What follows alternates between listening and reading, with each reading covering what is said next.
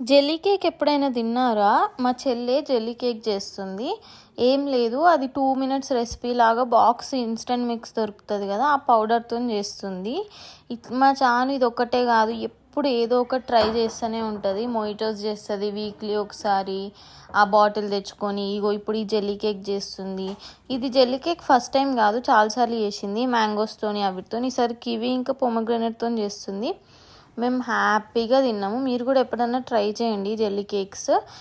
నార్మల్గా బయట ఇలాంటివి దొరకడం కష్టం కాబట్టి ఇంట్లో ఇట్లా చేసుకొని అప్పుడప్పుడు తినొచ్చు, ఎస్పెషల్లీ సమ్మర్లో.